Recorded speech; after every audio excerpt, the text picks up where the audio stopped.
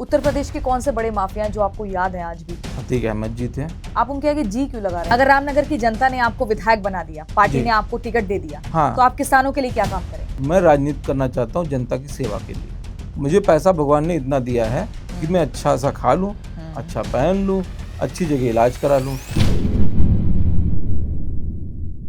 कि आपके पिता ने अपने परिवार की, अपनी खुद की कई बीघा जो जमीन है वो समाज के कल्याण में दान कर 4 या 500 बीघे जमीन दान कर दी थी। अरे वाह। ज्यादा से ज्यादा जो हम लोगों ने बसाया वो बैकवर्ड बसा है। लगता है आपको कि मोदी सरकार जब से आई है तब से किसानों की समस्याओं में थोड़ा सा निवारण हुआ है? मेरे हिसाब से देखा जाए तो मैं थोड़ा सा इसमें और अच्छा करना चाहूंगा। आप पलायन को कैसे रोक पाएंगे? एक विधायक के पास कितनी ताकत होती है कि वो अपने क्षेत्र के लोगों को रोजगार दे दे?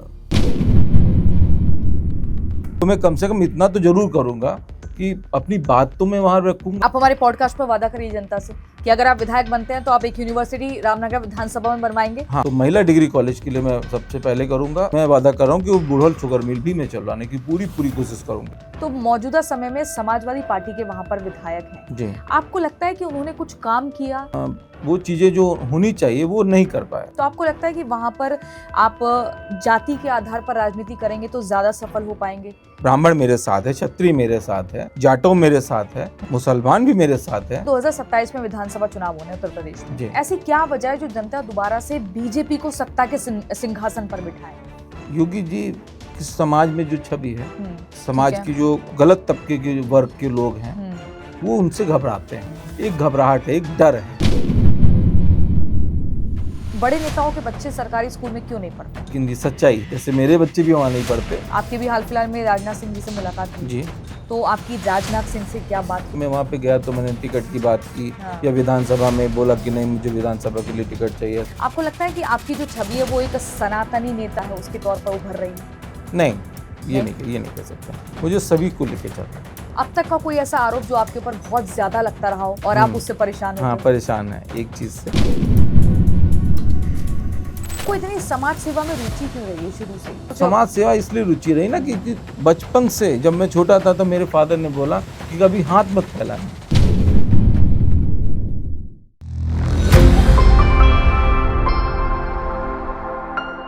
नमस्कार दर्शकों, मैं हूं आपके साथ प्रियंका शर्मा और आप सभी का स्वागत है द प्रियंका शो में। देखिए, आज का जो हमारा पॉडकास्ट है वो बहुत ही इंटरेस्टिंग होने जा रहा है, लेकिन उससे पहले मैं एक शेर यहां पर बोलना चाहूंगी। सियासत की राहों में वादों का शोर बहुत है, पर सच वही है जो जमीन पर दिखे, कागजों में नहीं। और नेता वही बड़ा है जो कुर्सी से नहीं, जनता के दिलों के साथ जुड़ा है।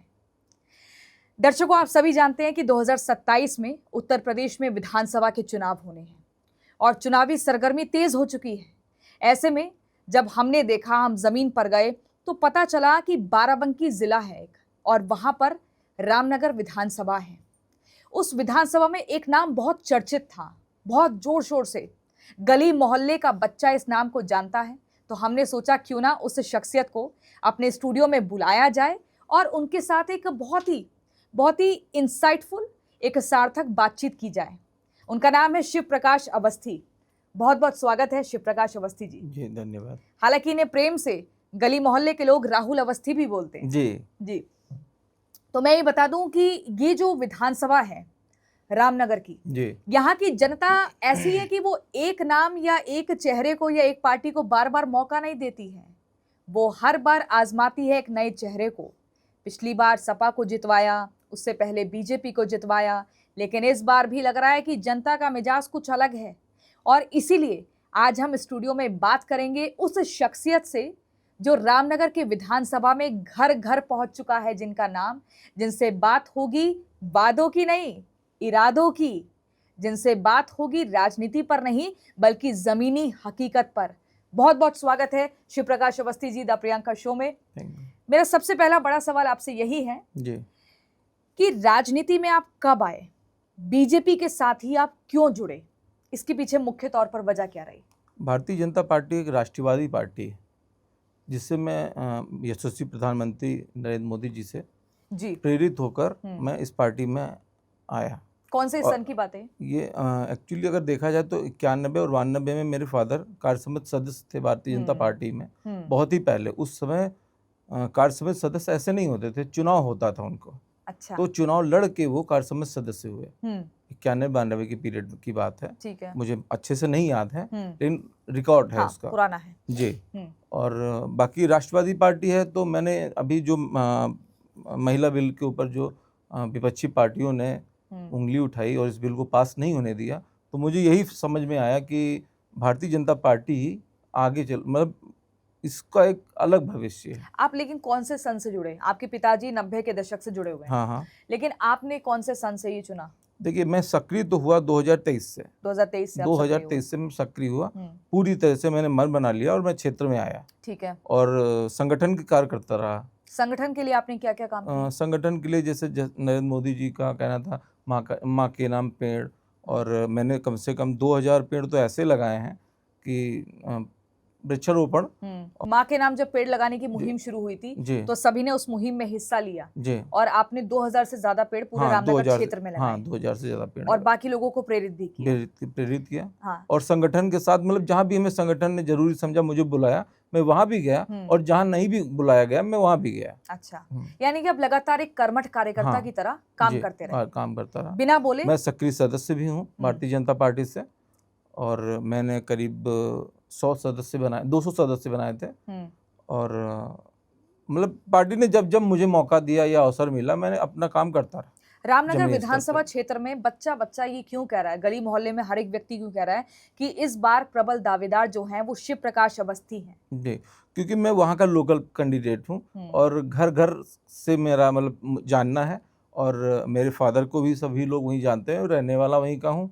और पूरी तरह से अगर आप ये देखेंगे ना कि क्षेत्र का हर एक बच्चा, हर एक परिवार, हर एक गांव, सब हम लोग का देखा हो जाना हुआ है। और पापा मेरे राजनीति में काफी सक्रिय भी रहे। अच्छा। हमेशा।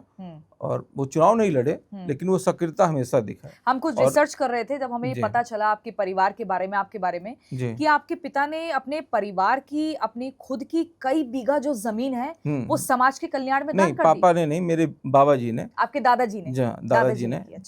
मतलब एक गाँव पड़ता है अटौरा, ठीक है, सीतापुर जिला में लगता है, विधानसभा सेवता है वो। तो मेरे बाबा जी ने करीब, अब मैं ऐसे नहीं बता सकता कितना, लगभग करीब 4 या 500 बीघे जमीन दान कर दी थी, और उसमें अपनी जमीन दे के गांव बसाया। अच्छा, समाज के लोगों को दान कर दी? हाँ, दान कर दिया। 1 रुपया नहीं लिया? 1 रुपया नहीं लिया। और वो जमीन दान करके वहां पे गांव बसाने के लिए लोगों को बुलाया। और किसी भी जाति के लोग हो सकते हैं? किसी भी जाति नहीं, सारे जाति के लोग। अरे वाह। सभी जाति के लोग, ज्यादातर बैकवर्ड लोग। अरे वाह। ज्यादा से ज्यादा जो हम लोगों ने बसाया वो बैकवर्ड बसाया। और अपना परिवार, जो मेरा 100-200 घर का परिवार था, काफी बड़ा परिवार हमारा है, तो वो हमारा परिवार है। बाकी वहाँ के जो बैकवर्ड लोग हैं वो हैं। और फिर क्या हुआ कि बाबा जी ने क्या किया, एक विद्यालय भी जमीन दान करके उसको भी गवर्नमेंट विद्यालय भी बनवाया अपने पैसे से। अरे वाह जी, विद्यालय बनवाया। इसलिए मैं देख रही मतलब हूँ, मेरे बाबा जी आप कह सकती हैं कि बहुत फेमस थे, और समाज के लिए बहुत कुछ किया उन्होंने। लेकिन वो आज सोशल मीडिया का जमाना है, वो जमाना सोशल मीडिया का नहीं था, और न जताने का था। लेकिन आज मैं उनका नाम ले रहा हूँ तो मुझे गर्व फील हो रहा है, और मुझे ये कहना नहीं चाहिए कि मेरे बाबा ने गांव बसाया। क्या नाम हुआ आपके दादाजी का? रामप्रसाद अवस्थी, श्री रामप्रसाद अवस्थी, स्वर्गीय श्री रामप्रसाद अवस्थी। तो आपको फक्र महसूस होना चाहिए जी कि आपके दादाजी ने गांव बसाया जी। आपके पिताजी जो हैं काफी समय से राजनीति में सक्रिय रहे, लेकिन आपने अपने पिताजी का बार बार नाम लिया, तो मैं कहूंगी उनकी तस्वीरें मैं देख रही थी, वो मोरारी बापू की तरह अपना थोड़ा सा परिधान रखते हैं। जी, उसकी पीछे वजह क्या है? वो मोरारी बापू जी से काफी प्रेरित हैं। हाँ। और उनको बहुत पसंद करते हैं, और उनके जैसे कपड़े पहनना उनको, और बहुत सिंपल सी लाइफ है। करीब 15 साल हो गए वो, मतलब एक ही घर है, लेकिन 15 साल से घर के अंदर नहीं गए। अच्छा, घर के बाहर ही रहते हैं। उनका पार्ट जो है, हाँ, वो घर का जो बाहर का रूम है, और बाहर का जो हम लोग उसको बोलते हैं दरवाजा, ठीक है, आप दरवाजा बोल दें या बोल दें कि बाहर मेहमानों की बैठक वाली जगह, बैठक की जगह, ऐसे आप बोल सकते हैं। आपके पिताजी वहीं पे 15 सालों से घर के अंदर नहीं। वजह ऐसा कुछ नहीं, वजह है हम लोग की आजादी के लिए कि आप लोग अपने हिसाब से रहिए। हाँ, मतलब बच्चों को कोई डांटना नहीं है, नहीं डांटना डेली है, उनकी जिंदगी में इंटरफेयर नहीं करना। ज्यादा तक हम लोगों को, मतलब अपनी बहुओं को हम लोगों को फ्री कर रखा है कि हमारे बच्चे जिम्मेदार हैं, समझदार हैं, और ठीक है। हाँ। और सबसे अच्छी बात आपको मैं ये बताता हूँ कि मेरी सबसे बड़ी ताकत जो है वो मेरी फैमिली ही है, क्योंकि हम 3 भाई हैं, एक बहन है, बहन की शादी हो गई, सबकी शादी हो गई, और 3 औरतें हैं। तो मेरी वाइफ गवर्नमेंट टीचर है, 2 भाभियां मेरी हैं, वो हाउसवाइफ हैं, और सभी एक दूसरे से प्यार से प्रेम से, मतलब हम भाइयों में लड़ाई हो सकती है लेकिन हमारी भाभी और आपस में उन लोगों में कोई झगड़ा या किसी तरह का कभी कोई नहीं होता है। जब ये उल्टा है, ऐसा होता नहीं है। होता ये है कि भाइयों में भले ना हो लेकिन बहुओं में हो जाता है। एक घर की तो नहीं है तीनों? नहीं, अलग अलग, सब अलग अलग, सारी सब जिले अलग अलग। एक जिले की 2 हैं और एक सीतापुर जिले तो से। सब घर में एक साथ रहते हैं? एक साथ, एक किचन में? एक किचन, मतलब एक किचन यूज होती है? बस एक किचन। क्या बात है! ये तो मतलब शहरों में तो और दिल्ली एनसीआर में तो दूर दूर तक देखने को नहीं मिलेगा। और हम भाइयों का भी जो है, जैसे हमारे बड़े भाई सब सारा व्यापार और काम देखते हैं, वो कृषि का, हम लोग का फार्मिंग का और बागवानी का काम है। तो करीब 40 एकड़ मेरे पास अमरूद के पेड़ हैं। तो 40 एकड़ में आप मान के चलिए 10,000 पेड़ अमरूद के हैं और उसी में कम से कम 1200-1400 पेड़ आम के हैं, चौसा आम। तो यानी कि आप किसानों की समस्याओं से भी भली भांति एकदम अवेयर होंगे, आपको पता होगा। तो आप, क्योंकि एक किसान पृष्ठभूमि आपकी रही है, आपका पूरा किसान है आप खुद भी। नहीं, डेयरी फार्म भी है हमारे पास। डेयरी फार्म कम से कम 65 भैंसें होंगी, 60-65 हैं, बच्चे मिला के। आपको लगता है किसानों को कुछ समस्या हो रही है? नहीं, बहुत सी समस्या होती है। और हम लोग को ये मालूम है कि समस्याएं क्या हैं। जैसे कीटनाशक की दवाइयां हैं, तो सही जानकारी ना होने से बहुत बार हम लोगों से गलतियां होती हैं, और जब हम लोगों से गलतियां होती तो आम किसान बेचारा वो क्या करे, उसको तो बहुत सी दिक्कतें होती हैं। लेकिन अभी लगता है आपको कि मोदी सरकार जब से आई है या डबल इंजन की सरकार जब से आई है, तब से किसानों की समस्याओं में थोड़ा सा निवारण हुआ है? नहीं, हुआ है, बहुत अच्छा हुआ है, पहले से काफी बेहतर हुआ है।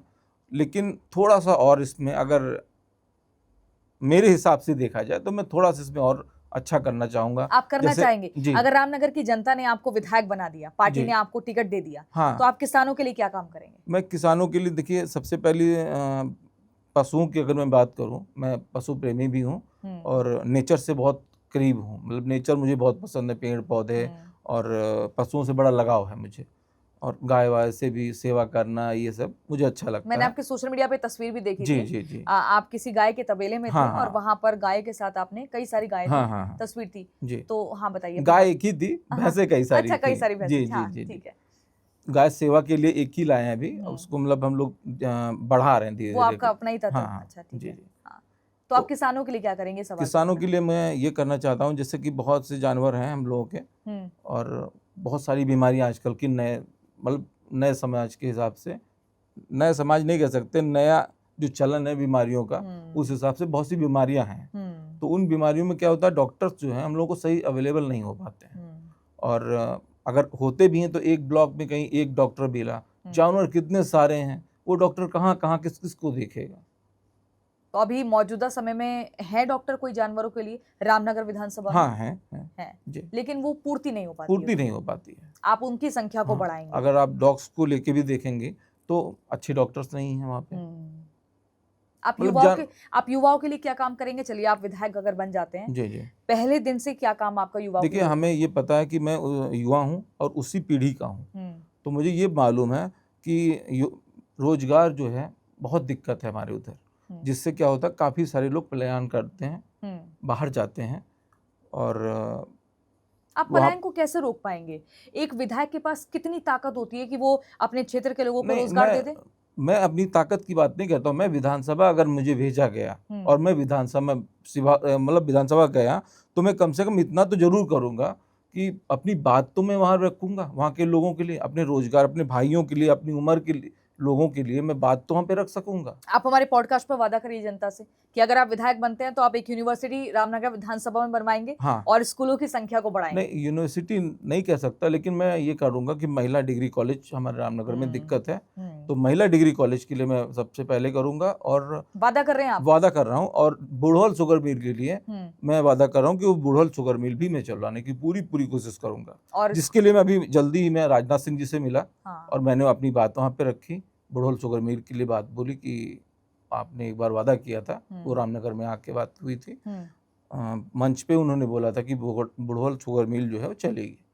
तो मैंने उस विषय पे बात भी की उनसे, और बोला कि, तो उन्होंने आश्वासन दिया कि नहीं, जल्द से जल्द उसका काम स्टार्ट होगा। जी, ये आपके इरादे हैं? जी। हम शुरू में कह रहे थे कि हम वादों पर बात नहीं करेंगे, हम जी। इरादों पर बात करेंगे। तो आप युवाओं के लिए एक डिग्री कॉलेज खुलवाएंगे, जी, शुगर मिल का काम होगा, महिलाओं के लिए हाँ महिलाओं के इंटर लिए, जी। ठीक है। और क्या करेंगे बाकी? क्योंकि आपने बार बार मैंने देखा मैं आपने कुछ रोजगार पे जितना हो सकेगा मैं शिक्षा का बहुत जोर दिया हाँ, है। मैं आपके कुछ आर्टिकल्स पढ़ रही थी, जी, जी। आप कह रहे थे कि रामनगर विधानसभा में शिक्षा की नहीं, बहुत ज्यादा शिक्षा एक अभाव है। हाँ, शिक्षा है, स्वास्थ्य है हाँ। और किसानों की समस्याएं हैं और रोजगार, ये 4 चीज़ों पे मैं ज़्यादा जोर डालूँगा। आपने कोई रोड मैप बनाया है, कोई ऐसी आपने पॉइंटर्स बनाए हैं कि भाई ये तरीका है, इस पर हम पहले दिन से काम करेंगे? कौन सी पहले दिन पे फाइल साइन होने वाली होगी? नहीं, सबसे पहले तो मैं बालिकाओं के लिए, महिलाओं के लिए डिग्री कॉलेज की मांग करता हूँ। ठीक सबसे है। पहले अगर मैं कुछ करना चाहूँगा तो सबसे पहले महिलाओं के लिए। ठीक है। जी, आप मुझे भी बात कर रहे थे कि आपको नेचर से, प्रकृति से बहुत प्यार बहुत है, प्यार। लेकिन जिस क्षेत्र से आप आते हैं मुझे ये जानकारी है कि वहाँ पर एक पारिजात वृक्ष भी है, जी, जिसको देखने के लिए, दर्शन करने के लिए दूर-दराज से लोग आते हाँ, हैं। हाँ। वहाँ पर लोधेश्वर महादेव का मंदिर है, जहाँ जी, पर बड़े-बड़े नेता माथा टेकने जाते हैं और कहा जी, जाता है कि वहाँ से निकलने के बाद उन्हें एक राजयोग मिलता है, जी, सत्ता के सिंहासन पर बैठते हैं। जी। ऐसे और भी वहाँ पर चीज़ें हैं। हाँ, आपको लग कुंतेश्वर जी हैं, लोधीश्वर जी हैं, हाँ। योगी जी, माननीय योगी आदित्यनाथ जी हमारे जो माननीय मुख्यमंत्री जी हैं, हुँ। उन्होंने लोधेश्वर जी को मतलब और कॉरिडोर जैसे बनारस में बना हुआ है, जी। उस हिसाब से वहाँ पे भी बना रहे हैं। अच्छा, लोधेश्वर हाँ, महादेव का लोधेश्वर कॉरिडोर महादेव तैयार होगा? कॉरिडोर तैयार होने मतलब काम स्टार्ट ऐसा हो गया है। काम हो गया स्टार्ट? काम स्टार्ट हो गया है। मैं गई थी वहाँ पर। अच्छा, मैंने देखा कि बहुत बहुत अच्छा, अद्भुत है जी, जी, और दूर-दराज से लोग लोधेश्वर जी, महादेव की पूजा करने आते जी, हैं। जी, कुंतेश्वर मंदिर भी है। जी, कुंतेश्वर भी है। अच्छा, तो आपको लगता है कि ये सब एक टूरिज़्म हब होना चाहिए? नहीं, बिल्कुल होना चाहिए और बाराबंकी में 3 चीज़ ही सबसे फ़ेमस हैं। हुँ, एक तो हमारे लोधेश्वर जी, हुँ, लोधेश्वर भगवान जी, हुँ, महादेव जी, दूसरे कुंतेश्वर जी महादेव जी और तीसरा पारिजात वृक्ष। हुँ। हाँ। पारिजात वृक्ष के बारे में ज़रा हमारे दर्शकों को बताइए कि उसकी खासियत क्या है? लोग क्यों दूर-दराज से देखने के लिए आते हैं? कहा जाता है कि स्वर्ग का पौधा उसे हाँ, वो पूरे वर्ल्ड में एक ही पेड़ है, दूसरा उसका कोई वृक्ष नहीं है हुँ, और काफ़ी एरिया में फैला हुआ है वो हुँ। और वो महाभारत पीरियड का है। अच्छा। महाभारत पीरियड का है। तो मौजूदा समय में समाजवादी पार्टी के वहाँ पर विधायक हैं। जी। आपको लगता है कि उन्होंने कुछ काम किया या नहीं किया, या ये टूरिज्म हब नहीं बना, या बहुत सारे काम नहीं हुए, या उनका सिर्फ एक कहना होता है कि सरकारी फंड, विधायक फंड उन्हें मिलता नहीं जी, है, जी। इसलिए वो काम कर नहीं पाते? हुँ, आप मुझे इसके बारे में बताइए। नहीं ऐसा नहीं, विधायक फंड तो मिलता होगा हुँ, और शायद मिलता भी हो, लेकिन वो नहीं कर पाए। कारण क्या है? लोगों का क्या कहना है? आपकी समझ क्या कहती है? आप मेरी भूल जाइए कि वो आपके कॉम्पिटिटर हैं। आप नहीं, उस कॉम्पिटिटर हाँ, मैं नहीं कह रहा हूँ, हाँ, मैं उनका सम्मान करता हूँ, लेकिन वो चीज़ें जो होनी चाहिए वो नहीं कर पाए। जैसे? शायद एज फैक्टर। ठीक है। उम्र दराज है, हाँ, बहुत पहला। उम्रदराज हैं दूसरा? और दूसरा समाजवादी पार्टी, आप समझ ही सकती हैं कि हम लोग किस जगह से निकल के वापस आए हैं भारतीय जनता पार्टी में और किस गुंडा राज से हम लोग वापस आए हैं, माफियाओं से मुक्त हुए हैं माननीय योगी आदित्यनाथ जी के। समाजवादी पार्टी तो बीजेपी पर आरोप लगाती है कि इनके राज में कुछ नहीं हुआ, कानून कुछ नहीं बदला। आप समाजवादी पार्टी को कह रहे हैं कि गुंडा राज। क्यों ऐसा कहा जाता है? आप समाजवादी पार्टी को गुंडा नहीं, राज से क्यों जोड़ रहे हैं? ऐसा था, हम्म, ऐसा था कभी, लेकिन हमारे बाबा जी योगी आदित्यनाथ जी ने उस चीज़ों को काफ़ी हद तक ख़त्म कर दिया और मुझे ये फील नहीं होता है कि हमारे बाराबंकी में इन चीज़ों पे जोर है, क्योंकि वहाँ मैं से फील करता हूँ। आज मुझे अच्छा लगता है कि मेरे बच्चे बाहर जाते हैं, मेरे घर की बेटियाँ बाहर जाती हैं, तो सेफ हम फील करते हैं। ऐसा नहीं कि नहीं हमें कोई परेशानी होती, बट ऐसा पहले नहीं था, पहले ऐसा नहीं था। एक बाबा जी का जो डर है वो अलग है। कैसे है? आप उसको बताइए ना। उत्तर प्रदेश कितना बदला है पिछले इतने सालों में? नहीं, बहुत बदल गया, 100% बदल गया। मुझे तो यहाँ तक फील होता है कि बाबा जी योगी आदित्यनाथ जी कैसे करते होंगे दिनचर्या अपनी, कैसे रहते हैं, कैसे वर्क करते इतना सारा। कानून व्यवस्था कितनी दुरुस्त हुई है? कितना बदला है? नहीं, कानून व्यवस्था तो बहुत, अगर देखा जाए तो अगर माफिया राज पे रोक लगी तो कानून व्यवस्था की वजह से ही हुआ ऐसा। उत्तर प्रदेश के कौन से बड़े माफिया हैं जो आपको याद है आज भी कि अतीक, इनका एक एक खौफ था? हाँ, अतीक अहमद जी थे। आप उनके आगे जी क्यों लगा रहे हैं अगर वो माफिया है तो? अरे कभी सांसद थे इसलिए जी लगाना पड़ा। हाँ, आप सांसद पद के लिए जी लगा रहे हैं। जी, जी। हाँ, और अतीक लेकिन जब अहमद जी, माफियाओं की हम बात करते हैं तो मुझे लगता है जी उसमें नहीं होना चाहिए। नहीं तो अतीक अहमद और मुख्तार अंसारी। कैसा था वो दौर? कैसा था आपके घर के? जब लोग उस पर चर्चा करते हैं या आप उसको याद करते हैं, अपने दोस्तों में बैठते हैं, उस दौर के बारे में हमारे दर्शकों को बताइए। वो दौर क्या, गुंडा राज था, पूरा माफियागिरी थी, खनन था, बालू खनन, ये खनन वो खनन, मतलब बहुत समस्याएं थी, लोगों को डर था, दहशत थी। रोड पे आप जा रहे हैं, कब कौन सी गाड़ी से कौन जा रहा है, कौन किसको गाली दे दे, कौन किसको भड़का दे, कैसी बात कर दे, तो सेफ फील नहीं होता था वो। हाँ, बाराबंकी जिले में भी कभी ऐसा हुआ? बाराबंकी जिले में तो ऐसा नहीं हुआ, लेकिन एक थोड़ा सा खौफ तो रहता था। रामनगर विधानसभा क्षेत्र में किस तरह का खौफ रहा है? कभी रहा है कुछ? नहीं, ऐसा कुछ नहीं, ऐसा कुछ नहीं, बहुत साफ सुथरी, बहुत अच्छी रही। लेकिन वहाँ का अभी भी विकास कौन कौन सा है मुख्य तौर पे जो अटका हुआ है? मैं जब देख रही हूँ तो छोटे कस्बे का विकास क्यों वहाँ पर अभी भी पेंडिंग मोड पर है, जबकि ये NH 28C से जुड़ा हुआ है, नेशनल हाईवे 28C से जुड़ा हुआ है, अगर हम गलत नहीं जी, हैं। जी। फिर भी क्यों यहाँ पर अभी भी विकास कार्य पेंडिंग मोड में है? थोड़ा सा हमारा एरिया पिछड़ा हुआ है और समाज से और शहरों से और विधानसभाओं से। उसकी वजह ये भी थी कि हमारी पार्टी का विधानसभा में मतलब विधायक नहीं था, तो ये भी कारण कह सकते हैं। और बाकी अगर आप देखें, अगर पार्टी हम लोगों को मौका देगी, भारतीय जनता पार्टी अगर मौका देती है, तो हम लोग उस विषय पे काम भी करेंगे। और काम करने का मतलब ये नहीं मुझे नेता नहीं बनना, मुझे सेवक बनना है, और मैं जनता का सेवक ही बन के काम करना चाहता हूँ। आपने पूरा रामनगर घूम लिया है अच्छे से? घूमना क्या है, वो वहीं जन्म हुआ मेरा। मेरे फादर 10 साल की उम्र में सीतापुर से आ गए थे अपने गांव से, 10 साल की उम्र में पढ़ने आए थे रामनगर। तो आज उनकी उम्र 77 ईयर है, तो आप सोच सकते हैं कि 67 ईयर हमें वहाँ पे हो गए बीतते हुए। एक ही जगह वहीं रहते हैं और 365 दिन वहीं रहते हैं, मतलब ये नहीं कि इधर उधर कहीं हम लोग चले जाएं। और अगर गए भी तो हफ्ते 2 हफ्ते के लिए, 1 हफ्ते के लिए कहीं गए घूमने फिरने, वापस आ गए। तो आपको लगता है कि वहाँ पर आप जाति के आधार पर राजनीति करेंगे तो ज़्यादा सफल हो पाएंगे? आपने OBC को साध लिया, ब्राह्मण को साध लिया, बनिया को साध लिया और मुस्लिम को छिटक दिया, तो ये बेहतर रहेगा? देखिए, अगर मैं अपनी बात करता हूँ तो मैं सभी वर्गों में हूँ, जो एक हकीकत की बात है। बहुत से विपक्षी दल भी हैं और उन विपक्षी दलों को मैं जोड़ने का काम करूंगा। और मैं ये ऑन कैमरा बोल रहा हूँ कि मैं उन विपक्षी दलों में, जैसे बहुत से प्रधान हैं, बहुत से BDC हैं जो दूसरी पार्टी से हैं, और कई जिला पंचायत सदस्य हैं, जो हम अगर आते हैं मैदान में, अगर मुझे मौका पार्टी देती है, तो मैं उन लोगों को जोड़ कर दिखा सकता हूँ। कैसे?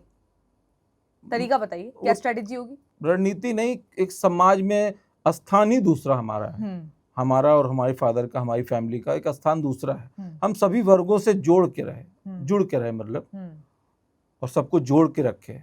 ऐसा नहीं कि नहीं हम ब्राह्मण हैं तो हमने ब्राह्मण को सम्मान दिया या क्षत्रिय को सम्मान दिया, छोटे लोगों को नहीं दिया। हम लोग के यहाँ ऐसा कुछ नहीं, बराबर दर्जा सबको, एक ही तरह का। मुझे मुख्य तौर पर रामनगर के बारे में बताइए। बहुत से लोग नहीं जानते हैं, वो उस विधानसभा में नहीं गए होंगे। बहुत से लोग, हो सकता है वहीं के लोग आपका पॉडकास्ट देख रहे होंगे। रामनगर में समस्याएं मुख्य तौर पे क्या है? अभी भी वो पिछड़ा क्यों है?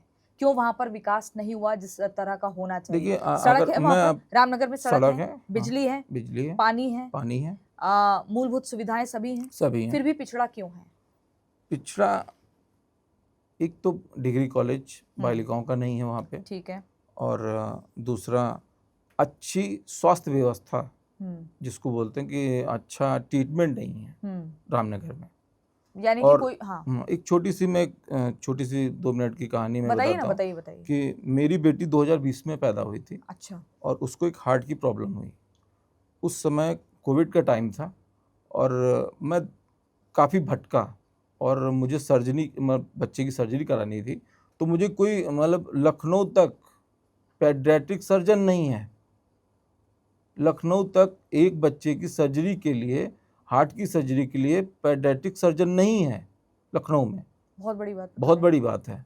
और उसके लिए कोविड का पीरियड आप सोच सकते हैं कि हमने कैसे वो टाइम बिताया, क्योंकि वो जो बच्चा था पेट में, माँ के 5 महीने में पेट में था, उसको हम लोगों को मालूम हो गया था कि इस बच्चे को प्रॉब्लम है। और उसके बाद ये हुआ कि हमारी फैमिली ने, हमारे घर वालों ने ये बोला, मेरी फैमिली डॉक्टर थी, उन्होंने भी ये बोला कि इस बच्चे को अबॉर्ट कर देते हैं, इसको ख़त्म कर देते हैं, मतलब इसको नहीं रखते हैं। फिर हमारी फैमिली ने बोला कि नहीं, ये डिसीजन हमारे बच्चों का हो सकता है, मतलब मेरा और मेरी वाइफ का। तो फिर हम दोनों ने डिसाइड किया कि जैसा भी होगा, जो भी होगा, ईश्वर ने दिया है, इसको हम एक्सेप्ट करेंगे और उसकी सेवा करेंगे। ठीक है। और आज वो पूरी तरह से स्वस्थ है। तो इलाज कहाँ हुआ था फिर? उसका इलाज दिल्ली में हुआ। फिर डबल इंजन सरकार का मतलब क्या रह जाता है जब केंद्र में भी बीजेपी की सरकार है? देखिए, और हमारे समाज में ऐसा है, जो पिछड़ा समाज है हमारा, जो अपनी समाज की बात कर रहे हैं, जहाँ से पिछड़ी की बात अगर करते हैं, तो बहुत से आज की डेट में बच्चे ऐसे हैं जिनको पता नहीं चलता कि उनको कौन सी बीमारी है। बहुत सी माताएं बहनें ऐसी हैं जिनके पेट में बच्चा होता है, उनको मालूम ही नहीं हो पाता है कि उनको समस्या क्या है, और वो बच्चा अगर है और अगर नहीं रहा तो क्या वजह थी, वजह भी नहीं पता हो पाती थी। आज अगर हम अपने रामनगर की बात करते हैं, छोटा सा टेस्ट होता है बेबी का, बच्चा जब होता है 5 महीने का, तो टीफा टेस्ट होता है। हमारे बाराबंकी में गवर्नमेंट, रामनगर विधानसभा की बात करते हैं तो रामनगर विधानसभा में टीफा का टेस्ट नहीं हो सकता। अच्छा जी। तो मेडिकल लाइन में उसको बहुत ही देखने वाली बात है, मतलब। और सबसे बड़ी समस्या तो ये है ना कि कितने सारे बच्चे हैं जिनको ये मालूम ही नहीं हो पाता कि उनको कौन सी बीमारी है क्या नहीं है, और वो नहीं रहते इस दुनिया में। इसलिए आप बार बार अस्पताल और मेडिकल पे जोर दे रहे जी, हैं, क्योंकि आपने खुद झेला है। मैंने झेला है। जब मैं झेल सकता हूँ तो बहुत से समाज के लोग जो पिछड़े हैं उनका आप सोचिए कितना बुरा हुआ। चलिए, आप सक्षम थे तो दिल्ली तक आ गए। हाँ, बाकी लोगों की पहुंच तो लखनऊ तक भी नहीं हो पाएगी, लखनऊ तक भी नहीं हो बाराबंकी पाती। हाँ। रामनगर विधानसभा से। और यही हमारे भविष्य हैं, जो बच्चे हैं आज के, यही तो आगे भविष्य है हमारे। और तभी से आपने फिर समाज के लिए काम करना शुरू मैंने फिर किया। उसी दिन से मन बना लिया था कि मैं जितना ज़्यादा हो सकेगा समाज में सेवा करूँगा। साधु संतों की सेवा करता हूँ, और साधु संतों की बड़ी कृपा है, बहुत बड़ी कृपा है सभी संतों की, सभी साधुओं की, और मैं सबसे मिलता जुलता रहता हूँ। और यही कामना करता हूँ ईश्वर से कि सभी बच्चे स्वस्थ रहें, सबकी फैमिली में खुशहाली रहे। आप मुझे कोई एक मुख्य तौर पर बड़ा कारण बताइए जो आपको लगता है कि बीजेपी पार्टी को आपको एक उम्मीदवार बनाना चाहिए रामनगर विधानसभा से। एक कारण ऐसा बताइए कि क्या वजह है, क्या खासियत है आप में, आप अलग क्यों हैं, और आप कैसे रामनगर को कितने दिनों में बदल देंगे? नहीं, मैं रामनगर को भली भांति जानता हूँ, बहुत ही अच्छी तरह से। क्या है उसके बारे में? रामनगर क्या है, क्या जानते हैं आपने, क्या समझा? वहाँ की जनता के बारे में, वहाँ के लोगों के बारे में, जनता की क्योंकि मैं किसी पद पे नहीं हूँ, उसके बावजूद भी मैं बहुत सी मददें करता हूँ लोगों, जैसे बहुत सी हेल्प करता हूँ। जैसे ही बच्चों के एडमिशन, बच्चों की स्वास्थ्य की चीज़ें। अब मेरी वाइफ खुद गवर्नमेंट टीचर है, वो जिस स्कूल में पढ़ाती है तो पूरा टाइम देती है स्कूल में, ये नहीं कि वो समय ना दे। मेरा कहने का मतलब है कि आप अगर या तो पढ़ाइए मत, अगर आप पढ़ा रही हैं तो पूरा टाइम दें, और बेवजह की छुट्टियां नहीं। मतलब आप ऑन रिकॉर्ड चेक करेंगी वो चीज़ें आएंगी, और जो भी सरकारी बच्चों को सुविधाएं दी जा सकती हैं अपने पास से, वो हम लोग करते हैं।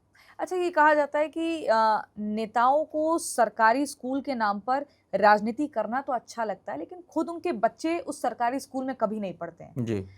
क्या आपको लगता है कि जो सरकारी स्कूल हैं उत्तर प्रदेश में या आपके ही क्षेत्र में, उनकी स्थिति ठीक है? क्योंकि कई तस्वीरें हम देखते हैं, छत से पानी टपक रहा होता है, जो भोजन उन्हें मिलता है उसमें कीड़े रेंग रहे होते हैं। नहीं, अब ऐसा नहीं है। हाँ, इस सरकार में ऐसा नहीं है, योगी जी की सरकार में ऐसा नहीं है। मैं इस चीज़ को दावे के साथ कह सकता हूँ कि ऐसा नहीं। फिर बड़े नेताओं के बच्चे सरकारी स्कूल में क्यों नहीं पढ़ते हैं?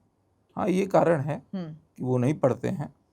यानी कि कुछ तो कमी होगी ना, तभी तो वो विदेश भेजे जाते हैं। इतनी बड़ी मतलब बात है, मैं इस पर क्या बोल सकता हूँ। हाँ।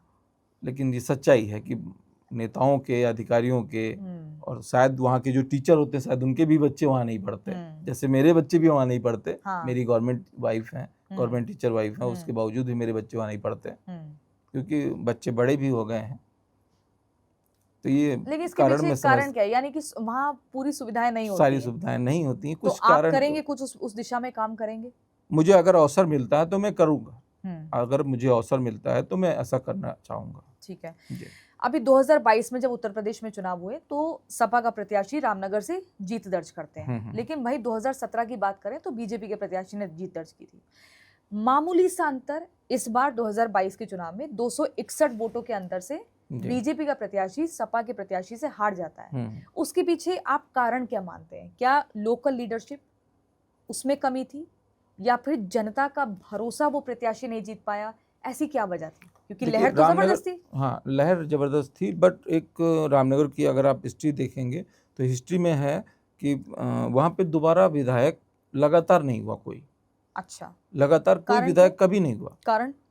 वहाँ की जनता नहीं पसंद करती। हम्म, वहाँ की जनता नहीं पसंद करती कि एक टर्म का बाद दूसरा टर्म भी उसी का रहे। यानी कि आप अपने आप को मान रहे हैं आप एक बार के विधायक रहेंगे, दोबारा बन पाएंगे या नहीं? नहीं, ऐसा मैं, आपने बोला ना कि वहाँ के ऐसा क्यों, मैंने ये कारण बताया। लेकिन मैं अपनी बात करूँ तो अगर पार्टी मुझे मौका देगी तो मैं अगर लड़ता हूँ, जीतता हूँ, उसके बाद तो मेरे काम करने की क्षमता, मेरे व्यवहार की बात की जाए या समाज में कैसे मैं काम करता हूँ, क्या करता हूँ, उसके ऊपर डिपेंड होगा। अगर और आपको मैं लोकल का हूँ, मैं वहीं पे 24 घंटे अवेलेबल हूँ हर हम्म, समय। ऐसा तो है नहीं कि मुझे ढूंढना पड़ेगा या मैं कहीं दूर दराज जाऊंगा। मैं रामनगर तो रामनगर। अभी आपके सामने और भी प्रबल दावेदार होंगे, जी, आपको लगता है कि भाई ये थोड़ा टफ फाइट हो सकती है, कंपटीशन दे सकते हैं? ये शीर्ष नेतृत्व का काम है। हम्म, और अगर वो मुझे चांस देते हैं, क्योंकि हम्म, मैं इच्छुक हूँ पूरी तरह से, हम्म, और अगर मुझे मौका मिलता है तो मैं पूरे दमखम के साथ सीट तो जीत के आऊँगा हम्म। और लड़ूंगा। तो पार्टी जो शीर्ष नेतृत्व है वो भरोसा करता है, या फिर जो दावेदार होते हैं वो ये बोलते हैं कि हम टिकट को किसी भी कीमत पर खरीदने को तैयार हैं? नहीं नहीं, अगर खरीदने की बात करें तो बहुत से लोग बेच पैसे देने वाले हैं, वो नेता क्यों नहीं हो जाते हैं। अगर खरीदने की बात हो तो बहुतों के पास पैसा होगा। आपकी भी हाल फिलहाल में राजनाथ सिंह जी से मुलाकात हुई, जी तो आपकी राजनाथ सिंह से क्या बात हुई? वो तस्वीर हमने देखी, आपने उन्हें एक तस्वीर श्री कृष्ण भगवान की भेंट भी की जी थी, जी राधा और कृष्ण की। जी। तो उस बीच बातचीत क्या हुई थी? हमने माननीय राजनाथ सिंह जी से मेरी भेंट हुई, तीसरी चौथी भेंट है, और अक्सर मैं मिलता रहता हूँ। कई बार मैं पोस्ट डालता हूँ, कई बार पोस्ट नहीं डालता हूँ, लेकिन समाज की जनता के हित की बातों के लिए बात होती है। बाकी ऐसा कुछ नहीं कि मैं वहाँ पे गया तो मैंने टिकट की बात की या विधानसभा में बोला कि नहीं मुझे विधानसभा के लिए टिकट चाहिए, ऐसा कुछ नहीं बोला। और माननीय रक्षा मंत्री जी हमेशा आदेश करते रहते हैं समाज में कि आप सभी लोग पार्टी में बने रहिए, दिल्ली आने की आवश्यकता नहीं है, आप लोग वहीं पे रहिए और काम करते रहिए। अपना काम करिए, यहाँ दिल्ली में क्या काम है तुम्हारा। तो आप मानते हैं कि आपकी जो छवि है वो एक और मैंने बात भी अगर हाँ, उसमें की तो बुड़वल शुगर मिल के बारे में चर्चा की। ठीक है जी बस वही एक प्रपोजल आप लेकर गए जी थे कि जी। वो मामला हाँ अटका हुआ है। हाँ। आपको लगता है कि आपकी जो छवि है वो एक सनातनी नेता या हिंदू छवि वाला जो नेता है उसके तौर पर उभर रही है? नहीं, ये नहीं? नहीं, ये नहीं कह सकते। मुझे सभी को लेके चलना है। तो अभी आजकल इन दिनों किस किस से मिलना हो रहा है? नहीं, मिलता तो मैं सभी से रहता हूँ। मैं शीर्ष नेतृत्व में भी मिलता हूँ, मैं प्रदेश नेतृत्व में भी मिलता हूँ, मैं जिले नेतृत्व में भी मिलता हूँ, मैं सभी से मिलता हूँ। मिलने में मुझे मतलब दिक्कत नहीं है कि नहीं कि मैं मिलूँ ना, या मैं किसी की पार्टीबंदी करने लगूँ, ऐसा कुछ नहीं। और मेरे लिए सभी अच्छे हैं, मेरा कोई कंपटीटर नहीं है, मैं ना किसी को अपना कंपटीटर मानता हूँ। अक्सर ये कहा जाता है कि जो राजनीति में आता है चाहे वो कार्यकर्ता ही क्यों ना हो, फिर धीरे धीरे अगर वो संगठन के लिए काम कर रहा है या आगे बढ़ रहा है तो उसके ऊपर कोई ना कोई आरोप लग जाते हैं। या फिर ये कहा जाता है जो चुनाव लड़ते हैं कई बार जो प्रत्याशी हैं उनका क्रिमिनल बैकग्राउंड भी होता है। तो आपके ऊपर कोई ऐसा आपराधिक कभी आरोप लगा या कोई क्रिमिनल कुछ बैकग्राउंड रहा? ना मेरे बाबा का रहा, ना मेरे फादर का रहा, ना मेरे भाइयों का रहा, ना मेरा रहा। अच्छा। और कोशिश की जाए तो एक बार अगर स्टडी की जाएगी तो मेरे परिवार का भी नहीं होगा। अच्छा, अब तक का कोई ऐसा आरोप जो आपके ऊपर बहुत ज्यादा लगता रहा हो और आप उससे परेशान होते हाँ, हो? परेशान है एक चीज़ से। हाँ। मैं जनता से जो मिलता रहता हूँ, अच्छा। और बड़े ऊपर शीर्ष नेतृत्व में और प्रदेश नेतृत्व में मिलता रहता हूँ। ये आरोप है, और जनता के बीच में जाना एक आरोप है मेरे ऊपर कि जनता के साथ आप जुड़े हैं। जहाँ नहीं बुलाया जाता मैं वहाँ भी खड़ा हूँ, ये बहुत बड़ा आरोप है। और उससे लोगों को दिक्कत होती है कि ये भी आ गए यहाँ पे। मतलब आप जनता के साथ खड़े हैं, ये आपके ऊपर आरोप अक्सर लगते हाँ रहते हाँ हैं। हाँ, ऐसा लगता है। रील्स बनाने का शौक है आपको? सोशल नहीं, मीडिया पे हम नहीं, देखते हैं आजकल जो है नेता बड़े भौकाल वाली वीडियो ना दिखाते ना हैं ना, ये कि एक सब गाड़ी की एक फॉर्च्यूनर के पीछे 10 फॉर्च्यूनर चल रही हैं नहीं नहीं, और ऐसा उसकी ऐसा ड्रोन कुछ नहीं। कैमरे से शॉट लिया जा रहा है। नहीं, ऐसा कभी मैंने किया नहीं। और कभी अगर कोई रील वील पड़ी होगी तो किसी ने डाली हो तो डाली हो, बाकी मैं ऐसी रील नहीं डालता हूँ। मैं नेचर की रील डालता हूँ, खेत खलियान, मुझे जो पसंद है मैं वही डालता हूँ। तो अभी तक आप कहाँ घूमने गए ऐसी जगह? जी, आप पहाड़ों में घूमने नहीं, जाते हैं? पहाड़ों में क्या, देहरादून में मेरा घर है, और एक फिजियोथेरेपी करके नीरो स्टप करके मेरा छोटा सा क्लिनिक भी है। अच्छा। वो मैं चलाता हूँ बुजुर्ग लोगों के लिए। अच्छा, उसमें क्या होता है? वहाँ पे बच्चों, जो बुजुर्ग लोग होते हैं जिनके पैरों में दिक्कत होती है, हड्डियों में, कमर में, वो मैं आपको सोशल मीडिया में आपको व्हाट्सअप करूँगा, जी जी। वो डालिए, आप दिखाइएगा। उसमें क्या होता कि बहुत से लोग ऐसे हैं ना कि जो चल फिर नहीं पाते हैं, डॉक्टर उनको बोल देते हैं कि अब आप चलने में असमर्थ हैं, आप घर में रहिए, तो उनका ट्रीटमेंट वहाँ पे होता है। और ये मैं कोई फ्री में नहीं करता हूँ, अच्छा। ऐसा नहीं है, लेकिन उसका चार्जेस बहुत कम है। अच्छा। और सारा सेटअप मेरा है, डॉक्टर्स जो है, मैंने कई डॉक्टर्स मेरे जानने वाले हैं, तो अस्पताल के सामने ही, मेडिकल कॉलेज के सामने ही मेरा है, तो उस हिसाब से मैं उसको वहाँ पे देता हूँ। आपको इतनी समाज सेवा में रुचि क्यों रही है शुरू से ही? आपने कुछ नहीं सोचा कि चलो कुछ समाज सेवा इसलिए रुचि रही ना कि बचपन से जब मैं छोटा था तो मेरे फादर ने बोला कि कभी हाथ मत फैलाना। अरे वाह। मेरे फादर ने मुझे बताया कभी हाथ मत फैलाना, हाथ फैलाने की जगह आप यूं करना, यूं मत करना। और मेरे बाबा ने इतना कुछ किया कि अब मैं क्या बताऊं। मेरे फादर ने तो काफ़ी संघर्ष किया, क्योंकि वो थोड़ा पढ़ने के चक्कर में बाबा से थोड़ा लड़ झगड़ के आ गए थे रामनगर। और जो भी सेवा की भाव जो आया वो बाबा से ही आया। बाबा से आया, परिवार से आया। परिवार से। लेकिन आपके घर में कभी किसी ने कहा नहीं, आपकी मिसेस सरकारी नौकरी में है, हाँ। कि भाई आप बिजनेस पर फोकस करो, क्या राजनीति में रखा है?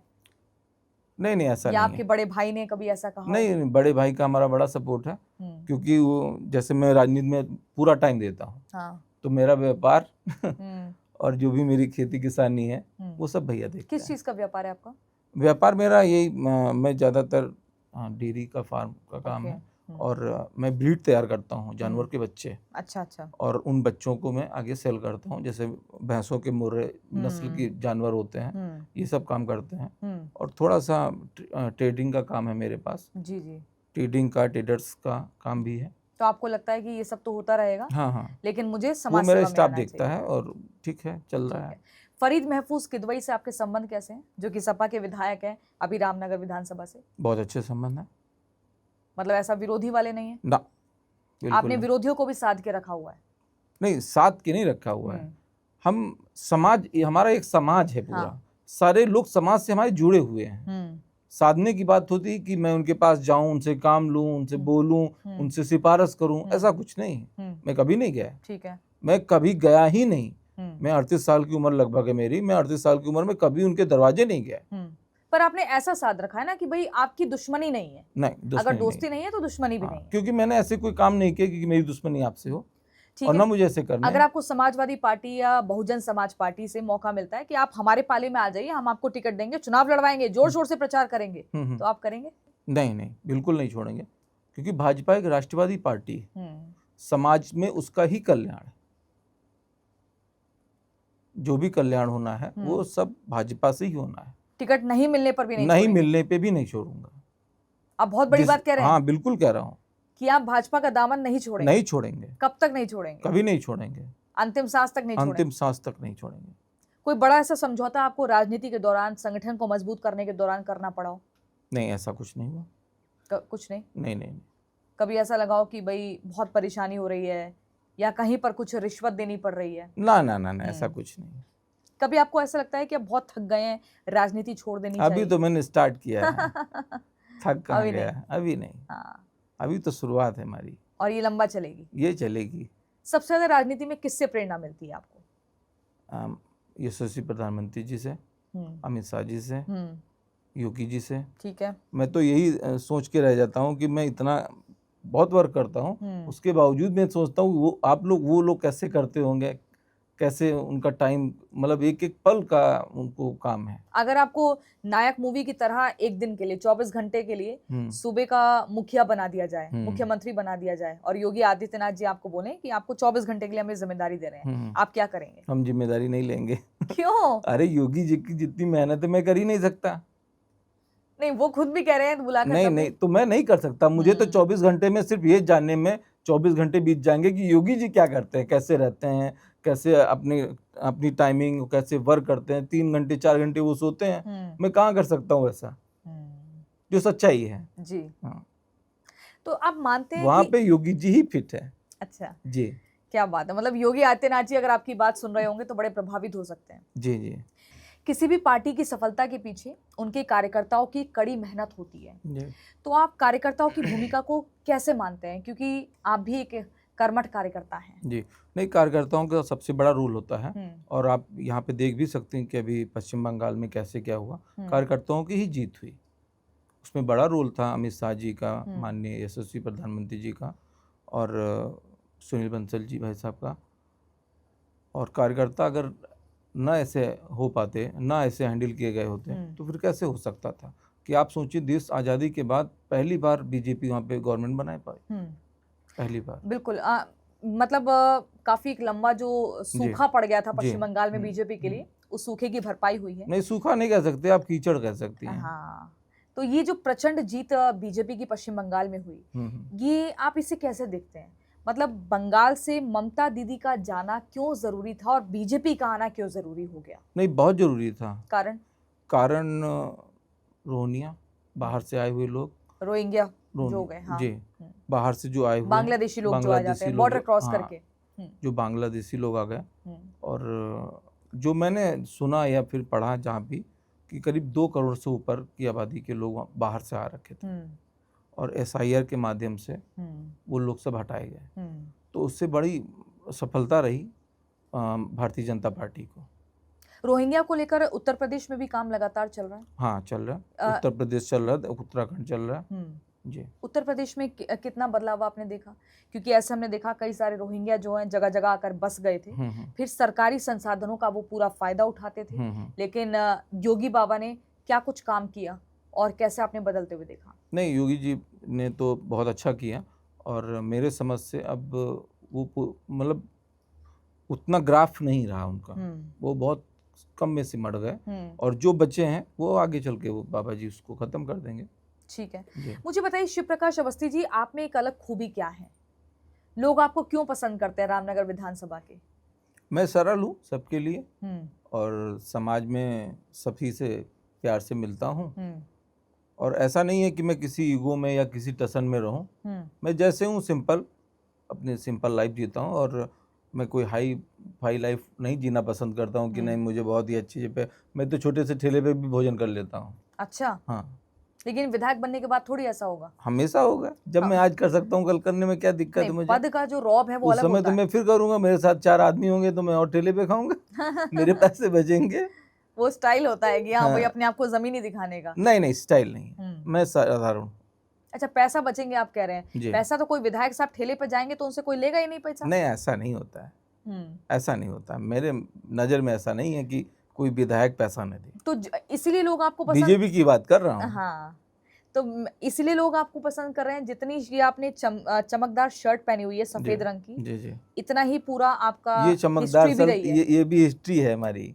हमारे घर में सभी सफेद ही पहनते हैं, व्हाइट ही पहनते हैं। किसी के दामन पर कोई दाग नहीं है? दाग नहीं है, मतलब कोई ऐसा नहीं, कोई ऐसा किसी ने किसी को परेशान करा ना, ऐसा कहीं कुछ नहीं है। तो राजनीति से आपका जो पूरा परिवार है, जो पीढ़ियां हैं, वो अगर हम थोड़ा इतिहास के पन्नों को पलटे तो कितने पुराने समय से जुड़े हुए हैं? आप अगर देखेंगे तो मैंने आपसे बताया ना कि मेरे बाबा जी ने गांव बसाया। हाँ, नहीं, आप 1947 का भी जिक्र कर रहे थे। 1947 में ऐसा हुआ था ना कि जब से देश आजाद हुआ और फिर 1959 से प्रधानी लगी। ठीक है। और उस टाइम से पिछले 15 साल से सीट बैकवर्ड हुई, मैं लगातार प्रधान रहा। अच्छा। लगातार। मेरे घर में मेरे पापा रहे, मेरे बाबा के बाद मेरे बड़े पापा रहे, बड़े पापा के बाद ताई रही, बड़े पापा भी मेरे जीवित हैं, बड़ी ताई भी मेरी जीवित है और पूरी परिवार मेरा संगठन में एक संगठन की तरह परिवार है। ठीक है। प्यार से एकदम जुड़ा हुआ। ये नहीं कि वो बड़े पापा हैं तो बड़े पापा, ऐसा नहीं, वो बड़े पापा हैं तो पापा ही हैं। अच्छा। ऐसा बड़ी मम्मी है तो मेरी मम्मी ही है। इस तरह से कोई भेदभाव नहीं, कोई भेदभाव नहीं। तीनों भाई हैं, 3 भाई हैं, 4 बच्चे हैं, सब एक दूसरे से मिल के रहना है, इधर उधर जाना नहीं है, दिमाग कहीं लगाना नहीं है। इधर उधर ऐसा नहीं है कि हम अपना अलग कमा के अलग रख रहे हैं, वो कमा के अलग रख रहे हैं। जो भी कमाते सब एक जगह और एक जगह से खर्चा करते हैं। एक खाता है आप लोगों का? एक खाता है। खाते अलग अलग नहीं है? नहीं, बैंक में खाते तो अलग अलग हो सकते हैं हाँ। लेकिन जो व्यापार करते हैं वो व्यापार एक ही जगह। जैसे हमने खेती का काम किया, ये कुछ भी काम किया, डेयरी फार्मिंग का काम है और पशुओं को जैसे जो नस्ल तैयार करते हैं हम लोग, तो उन चीजों को अगर मैं देखता हूँ तो सब एक जगह। ये नहीं कि अलग लोग अलग आपको ये कि मेरी जमीन है तो मैं अपनी अलग जोतूं और मेरे भाई साहब अलग करें। तो लोग आपसे ये सीख ले सकते हैं, इसलिए पसंद करते होंगे कि भाई जिसने अपने परिवार को साध कर रखा वो समाज में भी हर वर्ग को साध के रखेगा। अगर अब आप देखेंगी तो परिवार को साधने की अगर बात की जाएगी तो मैं बोलूंगा मेरी विधानसभा से शायद मेरा ही परिवार है। अच्छा जी, जिसके घर में एक किचन हो और सभी सब लोग 14 लोग घर में खाना खाने वाले होते हैं, एक ही औरत खाना बनाएगी जिस दिन बनाएगी। तो अब समाज में भी अलग अलग जाति के लोग होते हैं, उनको भी ऐसे ही एकजुट करके साथ एकजुट, पाएंगे? हाँ हाँ। कैसे? क्योंकि वहां तो मुसलमान भी है, ओबीसी भी है, ब्राह्मण भी है, बनिया भी है, अलग अलग बिरादरी के देखिए लोग कुछ हैं। चीजें हम बोल नहीं सकते क्योंकि वो चीजें हमें करनी है। नहीं, आप बोलेंगे तभी तो लोग सुनेंगे, नहीं वो तभी ठीक तो है, आपकी आवाज दूर तलक जाएगी। नहीं वो आप जो बता रहे हैं ठीक है, लेकिन सभी वर्ग के लोग मुझसे जुड़े हुए हैं, तो मैं किसी वर्ग का नाम नहीं लेना चाहता हूँ। जो मेरी ताकत है, अगर मैं उसी को बांट देता हूँ तो फिर मेरी ताकत कहाँ रह जाएगी। अगर मैं किसी वर्ग को बोल देता हूँ, मैं बोल दूं कि मुसलमान मेरे साथ नहीं है, मैं क्यों बोल दूं? पर मुसलमान आपके साथ है, इसके पीछे वजह क्या है? या मेरा व्यवहार, मेरे फादर का व्यवहार, मेरे भाई का व्यवहार, मेरे परिवार का व्यवहार। उन्होंने कहा नहीं कभी? मैंने कभी किसी को नहीं ऐसा फील किया कि नहीं ये दूसरी समाज का है, ये दूसरी समाज का है। मैं राजनीति जात की नहीं करता हूँ, ठीक है, और ना मुझे राजनीति जात की करनी। पर जात की राजनीति नहीं करेंगे तो फिर नेता कैसे बनेंगे? नहीं, नेता तो मैं बन के दिखा सकता हूँ, अगर मुझे बीजेपी टिकट देती है, मौका देती है, तो नेता तो मैं बन के दिखा सकता हूँ। जातीय समीकरण को साधना पड़ता है, साधना पड़ता है, वो सब वो चीजें होंगी। यूपी बिहार से कहते हैं कि एक जाति है जो जाति ही नहीं है। वो बात आपकी सही है, लेकिन सभी वर्ग मेरे साथ हैं, वर्मा भी मेरे साथ है, यादव भी मेरे साथ है। मैं ये नहीं कह रहा हूँ कि 100% मेरे साथ है, लेकिन मेरे पास है। ब्राह्मण मेरे साथ है, क्षत्रिय मेरे साथ है, जाटो मेरे साथ है, मुसलमान भी मेरे साथ है। ठीक है, मुस्लिम वर्ग कहीं मुझसे अलग नहीं है। आप मुसलमानों के लिए क्या करेंगे? क्योंकि वो तो ये मानते हैं कि भाई हम तो या तो सपा के साथ जाएंगे या कांग्रेस के साथ जाएंगे। देखिए, मैंने व्यक्तिगत रूप में अपनी बात की यहाँ पे, मैंने पार्टी की बात नहीं की, मैंने व्यक्तिगत बात की। मैं सिर्फ एक सीट की बात कर रहा हूँ। अच्छा, मैंने सिर्फ एक सीट की बात की, मैं बीजेपी की बात नहीं कर रहा हूँ। ठीक है, आपके परिवार में आपने कहा कि बहुत पुराने जमाने से, आजादी के बाद से सब राजनीति में सक्रिय रहे, प्रधान रहे, बड़े बड़े जो जिम्मेदारी है समाज में उसको निभाया। पहले सरपंच रहे लगातार, सरपंच के बाद फिर प्रधानी रही। ठीक है, आपने अपने परिवार से क्या सीखा जिन्होंने इस तरह के पद को संभाला, जो सरपंच रहे, जो प्रधान रहे? जी, आपने इनसे सीख क्या ली जब इनको आप सुनते हैं, इनके बीच में बैठते हैं? बहुत अच्छे मैसेज आते हैं। हाँ, बताइए। और वो मैसेज ऐसे होते हैं कि मेरे बाबा जी ने इतना कुछ किया कि मैं अगर मैं उनकी बात करूं तो अच्छा नहीं है, क्योंकि वो नहीं रहे और मैं उसको उनकी गुडविल को खराब करूं या बोलूं समाज में कि उन्होंने उनके साथ ये किया, उनको ये कर दिया, उनके साथ ये कर मतलब दिया। कहने का माध्यम ये है कि कहने का मतलब ये है कि आप ये जताना नहीं चाह रहे हैं कि भाई क्या क्या लोगों के लिए किया है। मैंने किया, मैं आज भी करता हूं। लेकिन फिर भी मैं चाहती हूँ कि आप दर्शकों को बताइए कि आपके परिवार ने समाज के लिए जो किया वो ठीक है, लेकिन आपने उनसे सीख क्या ली? मैंने सीख ये ली कि मेरे गांव में अगर कहीं शादी भी होती थी, तो मेरे बाबा पूरी व्यवस्था देखते थे। अच्छा, पूरी व्यवस्था देते हैं, खर्चा पानी सब? खर्चा पानी, यहाँ तक कि उस जिस गांव में बाबा जिस शादी करते थे, उस गांव में पानी नहीं पीते थे कि इस गांव में हमारे गांव की लड़की रहती है। अरे वाह, इस तरह की विचारधारा की। तो आपने भी ये सीखा है कि बस मुझे समाज के लिए करना है। समाज के लिए करना है। मेरे बड़े भाई साहब जो थे वो 2004 में उनका व्यापार मंडल का चुनाव हुआ, जो एक तरफा चुनाव हुआ। ठीक है, मतलब सामने वाला इंसान था, उसको अगर 100 वोटें मिली तो उनको 400 वोटें मिली। ठीक है, इस तरह से चुनाव हुआ और लड़ के चुनाव हुआ। बहुत शांति से, बहुत शांतिपूर्वक चुनाव हुआ। कोई ऐसा नहीं, बोल बहुत ही सुंदर तरीके से चुनाव हुआ, शांति से एकदम। ये वोट चोरी के बड़े आरोप लग रहे हैं आजकल बीजेपी के ऊपर। नहीं, बहुत शांति से, मतलब एक ऑब्जेक्शन भी नहीं था कि कोई ऑब्जेक्शन करने वाला हो कि नहीं यहाँ पे ऐसे नहीं, ऐसा हुआ। अच्छा, ऐसा कभी होता है कि भाई आपके परिवार में कभी हुआ हो कि भाई हम वोट डलवाने जा रहे हैं तो वहां पर कमरा बंद कर दो और अंदर जितनी वोट पड़वानी है पड़वाओ? ये सब कभी नहीं हुआ, ऐसा कभी नहीं हुआ। ऐसा ही आमतौर पे देखने ना ना, ऐसा कभी नहीं हुआ। हम लोगों के यहाँ ऐसा कभी नहीं हुआ। आपके यहाँ नहीं हुआ? नहीं, कभी नहीं। ठीक है, क्योंकि हम लोगों की मार्जिन जो जीत की थी वो कमी होती थी, क्योंकि हम लड़ते थे चुनाव। ऐसा नहीं था कि नहीं हम चुनाव नहीं लड़ते थे, निर्विरोध नहीं होते थे। ठीक है, और 10 साल वो विधानसभा अध्यक्ष भी रहे व्यापार मंडल से। ठीक है जी। लेकिन ये ऐसा क्यों होता है कि पद मिलने के बाद जो व्यक्ति है वो एकदम उसके अंदर बड़ा बदलाव क्यों आ जाता है? आप जैसे आज हैं, विधायक बनने के बाद भी आप वैसे रहेंगे, लोग आसानी से आपके पास आ पाएंगे, आपके दरवाजे को खटखटाएं तो दरवाजा खुले तो विधायक साहब मिले, ये ना कहे कोई उनका पीए आके कि साहब नहीं है कल आना। नहीं, ऐसा नहीं है। मेरे दरवाजे 24 घंटे खुले हैं। अगर बंद है तो आप एक कॉल कर सकते हैं। अच्छा, अगर बंद मिला तो सिक्योरिटी पर्पज से हो सकता है कि कोई गाड़ी ना उठा ले जाए, कोई बाइक ना लेके चला जाए, कोई साइकिल लेके बाहर ना चला जाए, क्योंकि सड़क पे ही घर है, तो उसकी वजह ये हो सकती है। बाकी वजह ये नहीं है कि हम 8 बजे ताला डाल देते हैं। अच्छा, ये बताइए 2027 में विधानसभा चुनाव होने उत्तर प्रदेश में, ऐसी क्या वजह है जो जनता दोबारा से बीजेपी को सत्ता के सिंहासन पर बिठाए? क्यों दोबारा से? दोबारा नहीं कहूंगी, मैं तिवारा कहूंगी, तिवारा कि क्यों फिर से भरोसा करें? नहीं, भरोसे की बात है। और वजह क्या है, एक वजह बताइए, ऐसा क्या बड़ा काम हुआ है और क्यों जरूरी है? क्योंकि नहीं, कहा जाता है देखिए, आप यूपी। देखिए, हाँ, सबसे बड़ी बात अगर बोली जाए तो माफिया राज खत्म किया गया है। ठीक है। और क्या अब हम 2 टर्न से लगातार हो रहे हैं, क्या तीसरे टर्न में हम किसी और को मौका देना चाहेंगे? मैं नहीं देना चाहूंगा, और ना मेरे लोग देना चाहेंगे। आपको लगता है कि योगी अभी भी उपयोगी है? बिल्कुल 100%। वजह? योगी जी की समाज में जो छवि है, उससे जो माफिया हैं, गुंडे हैं, समाज की जो गलत तबके के वर्ग के लोग हैं, वो उनसे घबराते हैं। एक घबराहट है, एक डर है कि जमीनों पर कोई कब्जा नहीं कर सकता। कि योगी जी हैं तो सब कुछ मुमकिन हो सकता है। ठीक है। आप मुझे ये बताइए कि रामनगर की अगर हम पूरी आबादी की बात करें, वहां पर अभी संख्या कितनी, जनसंख्या कितनी है विधानसभा की? हाँ, विधानसभा लगभग 3,35,000। 3,35,000। 3,35,000। ये आपने पूरा अच्छे से सर्वे कर लिया? नहीं, अच्छे से नहीं बोल सकते, लगभग मैंने बोला, इतना मान लिया है। और वहां पर कौन कौन सी मुख्य तौर पर जाति के लोग हैं? मुस्लिम है, लगभग ही मैं बता रहा हूँ, क्योंकि मैं एकदम करेक्ट नहीं बोल सकता।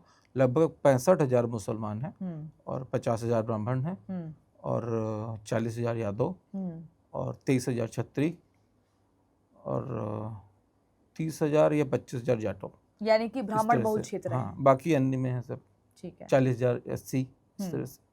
ठीक है। तो मुझे ये बताइए कि ये जो डबल इंजन की सरकार है और सबका साथ सबका विकास जो ये नारा दिया जाता है, आपको लगता है कि लोग इस पर अब ज्यादा भरोसा नहीं कर रहे हैं, या पश्चिम बंगाल के जो नतीजे आए हैं उसने साबित कर दिया है कि इसी पर लोग भरोसा कर रहे हैं? इसी पे भरोसा कर रहे हैं। 17 राज्य में आज हमारी सरकार है। हाँ। तो ये भरोसा नहीं है तो क्या है? नहीं, राज्य बढ़ गए, अब 22 हो गया है। नहीं, कितने राज्य में? अब तो 22 पहुंच गया है आंकड़ा। 22 पहुंच गया ना। हाँ। तो राज्य बढ़ गया ना, तो घटेंगे नहीं, बढ़ेंगे, बढ़ते रहेंगे। ठीक है। अगर हम रामनगर क्षेत्र की बात करें तो यहाँ पर जो लिटरेसी रेट है, जो साक्षरता का रेट है, वो कई मायनों में कम है। ऐसा क्यों? वहां पर पढ़ाई लिखाई पर ध्यान क्यों नहीं दिया गया?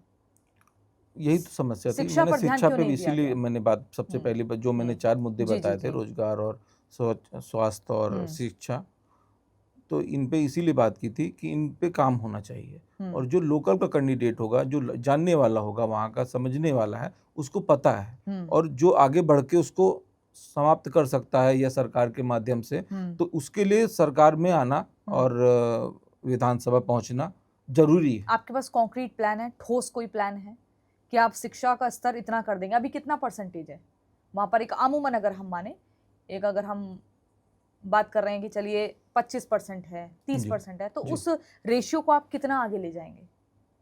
मैं उस रेशियो को डबल करूंगा, जो भी है कर देंगे आप जी, गारंटी के साथ? गारंटी के साथ। क्योंकि मैंने बताया ना कि मैं शिक्षा में रुचि रखता हूँ, कि और मैं शिक्षित हूँ, और मैं चाहता हूँ कि शिक्षा में बच्चे आगे जाएं। क्योंकि मैं अपने बच्चों के बारे में जब सोच रहा हूँ, तो मैं दूसरे के बच्चों के बारे में उसी तरह सोच रहा हूँ। मैंने आपसे पहले बताया कि मेरी वाइफ गवर्नमेंट टीचर है, तो मैं कहता हूँ पूरा टाइम तुम्हें देना है। ये नहीं कि नहीं आप बस गए और आए पढ़ा के, ऐसा नहीं। और वो पूरा टाइम देते हैं। आप उस कॉलेज का, जिस स्कूल में वो पढ़ाती हैं, उस स्कूल का रिकॉर्ड दे सकते हैं कि कितना अच्छा रिकॉर्ड है उसका। जी। अगर बीजेपी, क्योंकि आप उसी पार्टी के कार्यकर्ता हैं, कोई ऐसा फैसला ले जो आपको पसंद ना आए, तो आप पार्टी के विरोध में जाएंगे? देखिए, पार्टी जो भी फैसला लेगी, हम लोग पार्टी के साथ रहेंगे, और पार्टी ऐसा कोई निर्णय नहीं लेगी जो समाज के लिए गलत हो। क्योंकि पार्टी जो लेगी वो एक विचारधारा होगी, उसकी एक सोच होगी, एक प्लान होगा, उसके आधार पे लेगी ना। ठीक है। क्या मेरे व्यक्तिगत से थोड़ी ना लेगी वो। ये जो नेता हैं, जो कार्यकर्ता हैं, चलिए कार्यकर्ता से हम ऊपर बोल देते हैं, नेता हैं जी, इनके साथ ईमानदारी शब्द जोड़ना वाजिब है या नहीं? मैं इस पे नहीं बोल सकता। आप हंस गए, आपकी हंसी ने बहुत कुछ कह दिया है। मतलब ईमानदार नेता हो सकता है क्या कभी? नहीं, बिल्कुल है मेरे पास, हमारे बाराबंकी जिले में है। जी। कौन है? बहुत सारे हैं, हमारे मंत्री जी हैं, वो भी बहुत ईमानदार हैं, माननीय। लेकिन नेता एक ईमानदार कैसे हो सकता है ईमानदार। आप मुझे बताइए, मैंने उनसे बहुत सीखा। चलिए मैं अगर आपकी बात करूं, आप एक नेता हैं, आप ईमानदार हैं, ये मैं भरोसा कैसे करूं या बाकी ऑडियंस भरोसा कैसे करे? क्योंकि ये एक छवि बन चुकी है जी कि अगर नेता है तो उसको थोड़ा सा ईमानदार नहीं, थोड़ा सा आड़ा टेढ़ा मान सकते हैं कि भाई ऐसा नहीं। देखिए, ऐसा लोग कुछ कहते लोग हैं। पैसा हाँ। कमाने के लिए राजनीति कर रहे हैं और मैं राजनीति करना चाहता हूँ जनता की सेवा के लिए। मैं सेवक बनना चाहता हूँ। मुझे पैसा भगवान ने इतना दिया है कि मैं अच्छा सा खा लूँ, अच्छा पहन लूँ, अच्छी जगह इलाज करा लूँ। इससे ऊपर पैसा ऊपर कोई ले नहीं जाएगा। मेरी कोई उम्मीद नहीं कि मेरे पास 50 करोड़ हो, 100 करोड़ हो, 200 करोड़ हो। मैं इस तरह के विचारधारा का इंसान नहीं हूँ। ठीक है जी, इतना हो कि आप अच्छा खा लें, अच्छा पहन लें और अच्छी जगह पे इलाज करा लें, इतना होना चाहिए। अगर आप नेता नहीं होते तो क्या होते? मैं नेता ही बनूंगा। ईमानदार। ईमानदार। वैसे ईमानदार वाले दिल्ली आए थे, लेकिन बोरिया बिस्तर समेट के निकल गए। नहीं, मैं समेटूंगा नहीं। हाँ। मैं ईमानदार बन के रहूंगा और आपको पूरा विश्वास दिलाता हूं कि मैं ईमानदार हूं। विपक्ष का कोई ऐसा नेता जो सीक्रेटली जिसे आप पसंद करते हो, जिनके बारे में पढ़ते हो? अगर मैं विपक्ष की बात करूं तो मुझे बाल ठाकरे साहब बहुत पसंद थे। वो मुझे बहुत पसंद। क्या उनकी कोई एक बात बताइए जो आपको बहुत वो सच्चे प्रभावित इंसान थे, करती वो है? सच्चे थे, जो बोलते थे माइक पे बोलते थे, सच्चे थे। जी। कोई एक बात बताइए जो उनकी कभी अच्छी नहीं, लगी हो? उनकी कभी बात क्योंकि वो क्या। तो पत्रकार रहे हैं, हाँ, कार्टूनिस्ट रहे नहीं, हैं। उन्होंने एक बार कोई उनसे जुड़ी आपने उनका मूवी देखी? कोई इंटरव्यू था, मैंने वो इंटरव्यू देखा था, तो उन्होंने बोला कि मैं उस तरह का इंसान नहीं हूँ कि मैं नशा नहीं करता हूँ, मैं ये नहीं खाता हूँ, मैं ये नहीं पीता हूँ। उन्होंने कहा कि मुझे उस तरह के लोग पसंद नहीं जो हर चीज में नाना करते हैं। तो वो मुझे बहुत अच्छा उनका लगा कि अगर है तो बोलो, उसमें क्या दिक्कत है कि हाँ मैं ऐसा करता हूँ। ठीक है जी। मौजूदा दौर में आप कौन से ऐसा कोई नेता नहीं कहता है जैसा उन्होंने कहा। तो आपको एकदम क्लियर कट जी, बात करने वाले नेता ज्यादा अच्छे बिल्कुल। लगते हैं? मैं बिल्कुल क्लियर कट, मैं खुद भी एकदम क्लियर कट बात करता हूँ। तो अभी मौजूदा दौर में किस नेता से सबसे ज्यादा आप प्रभावित हैं, जिनकी कार्यशैली आपको बहुत अच्छी लगती है और आपको लगता है कि भाई बनना है तो ऐसा करना है? माननीय यशस्वी प्रधानमंत्री जी। मैं उस तरह का बन पाऊँ ना बन पाऊँ, लेकिन मुझे वो पसंद बहुत है और मैं उन्हीं से प्रेरित होकर भारतीय जनता पार्टी में सेवा करना चाहता हूँ। मुझे कम शब्दों में ये बताइए कि रामनगर की जनता, अगर आप वहां प्रत्याशी हो जाते हैं, आपको टिकट मिल जाती है, तो आप ही के नाम पर मोहर क्यों लगाए?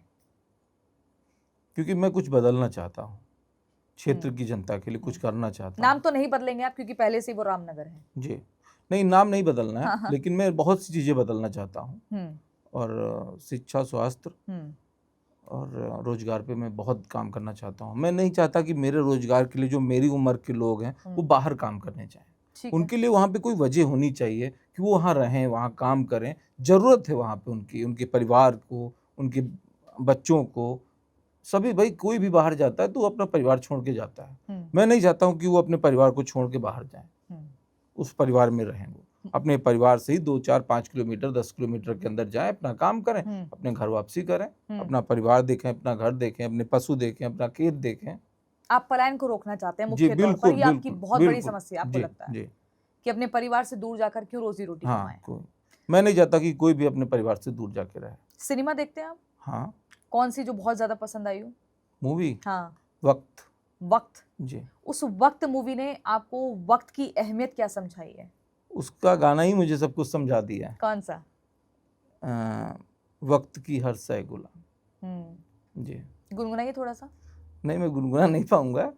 नेता लोग सिर्फ भाषण देने में सही रहते हैं। जी नहीं, गुनगुनाना नहीं आता है क्योंकि मैं गाता नहीं हूँ और गा भी नहीं पाता हूँ।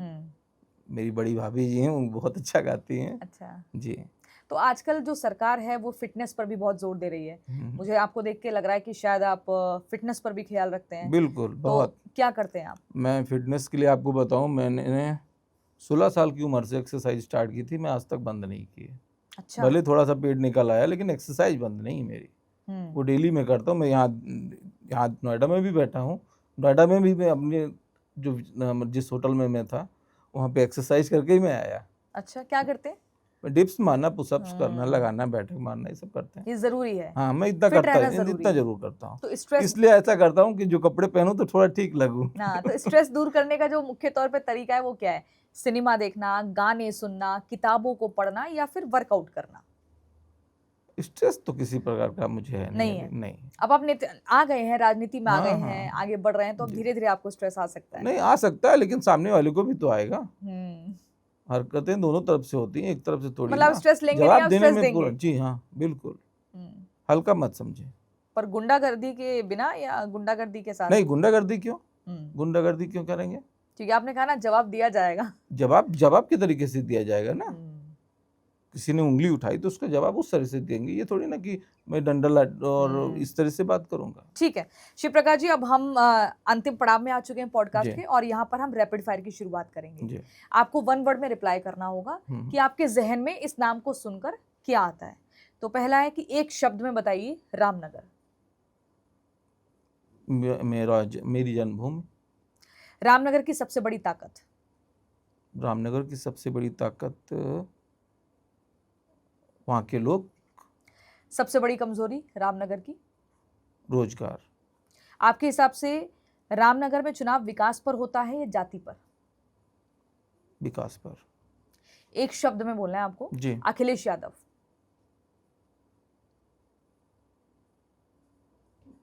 बड़ा सोचना पड़ रहा है आपको।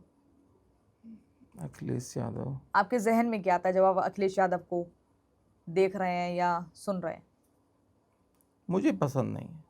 नहीं, अखिलेश यादव को एक शब्द में। अच्छा, आपको पसंद नहीं, ठीक है। मुझे पसंद नहीं। योगी आदित्यनाथ। उनके बारे में जितनी तारीफ की जाए उतना कम। नरेंद्र मोदी। मेरे आइडियल। राजनीति या समाज सेवा, पहला प्यार क्या है आपका? समाज सेवा। कुर्सी या जनता, किसे जनता। चुनेंगे? जनता। अगर टिकट ना मिले तो फिर प्लान बी क्या है? जिसको मिलेगा उसका साथ करेंगे। सबसे बड़ा चुनावी डर क्या है? चुनावी डर कोई नहीं है। नहीं, फिर भी एक डर तो होता है ना कि चुनाव नहीं। का समय नजदीक आ रहा है। जनता का साथ बना रहे। हाँ, वो नहीं टूटना चाहिए। सबसे बड़ा आपका आत्मविश्वास क्या है?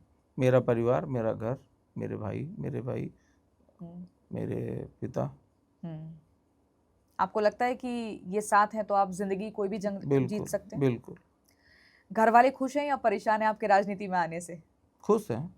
राजनीति में आने का सबसे बड़ा रिग्रेट कुछ होता है, पछतावा? ना। आपको गुस्सा कब आता है, कौन से मोमेंट पे जब बहुत ज्यादा गुस्सा आता हो? जब कोई झूठ बोलता है। और झूठ पकड़ते कैसे हैं? वो झूठ तो पकड़ जाता है, 1 मिनट लगता है झूठ पकड़ने में। ठीक है। अगर आप सच्चे हैं तो आप झूठ पकड़ लेंगे। एक आदत जो आप अपने अंदर बदलना चाहते हैं? गुस्सा। आप अब रुद्राक्ष की माला हर समय पहनते हैं, इसके पीछे वजह क्या है? धार्मिक हूँ और सात्विक हूँ। धार्मिक और सात्विक हैं दोनों। सोशल मीडिया रील बनाते हैं या सिर्फ भाषण देने में ज्यादा मजा आता है? नहीं, मैं रील नहीं बनाता और अभी मौका भी नहीं है कि भाषण मैंने दिया हो। ठीक है। क्या आप अगला चुनाव जीत रहे हैं, हम ये माने? अगर मुझे टिकट मिलता है तो मैं चुनाव जीत नहीं रहा हूँ, मैं जीत के दिखाऊंगा। और अगर हार गए तो जिम्मेदार कौन होगा? आप खुद, पार्टी या जनता? मैं स्वयं। खुद हार की जिम्मेदारी मैं स्वयं हूँ। और जीत गए तो रामनगर को किस तरह से बदलेंगे, कितने दिनों में बदल देंगे? मैं अगर जीत गया तो मैं 6 महीने में रामनगर में आपको बदलाव नजर आ जाएगा। बदलाव शुरू हो जाएगा 6 महीने में। आपको लगता है कि आप एक कोई अंतिम मैसेज रामनगर की जनता को देना चाहते हो? अपना विश्वास और प्यार हमारे ऊपर बनाए रखें बस। चलिए ठीक है, बहुत बहुत शुक्रिया शिव प्रकाश अवस्थी जी, आपने अपना कीमती समय दिया और बहुत ही महत्वपूर्ण बातों का जिक्र किया। कम शब्दों में आपने बहुत कुछ कह दिया है, अपने इरादों को बता दिया है, अपने वादों को यहाँ पर बता दिया है और राजनीति को कितनी गहराई से आप समझना आगे चाहते हैं वो सब आपने समझा दिया है। बहुत बहुत शुक्रिया और आगे आपके भविष्य के लिए ढेर सारी आपको शुभकामनाएं। Thank you.